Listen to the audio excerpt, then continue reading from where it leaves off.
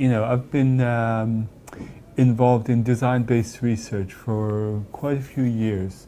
And I think that design-based research is a paradigm that is really suitable for the kind of issues that we're dealing with in education, in educational innovation, educational technology.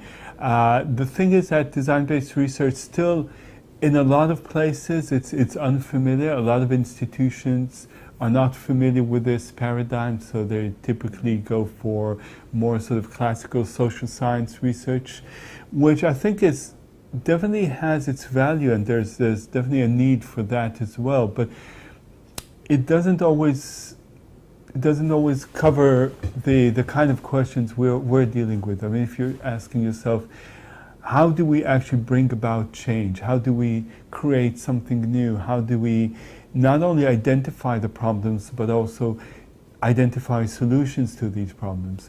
And if you realize that you can't really know what the effect of your innovation will be until you actually put it into place, because once you introduce an innovation into an environment, that environment changes.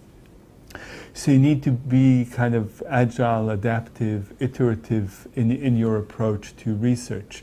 And that's one of the kind of the core principles of design-based research. So I think that's why, for me, that's the number one paradigm for doing research. And now there's a question of not just the research approach, but the research methods. And here, so design-based research, at least at a small scale, I'm not talking about large national and multinational projects, but even in those large projects, you start with very small iterations, and small scale, the work is predominantly qualitative. And I think we need to learn how to bring data into our research. So I'm not saying necessarily shift over to quantitative methods, randomized control trials, but whatever we do generates data. And we need to be able to collect that data, analyze it, and support or refute our assumptions based on that data. So, this kind of data-informed design-based research is something that I'm looking towards.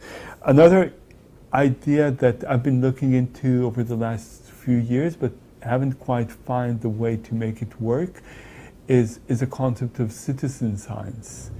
And the basic idea is that you can take a lot of people doing very small tasks and aggregate that. Now, again, think of that in the context of education. Think about a lot of teachers doing a small experiment in their classroom and aggregating that into a body of validated scientific knowledge. It's an interesting idea. It's like that. It's not easy to implement, but it's something that definitely that I'm interested in exploring in my current.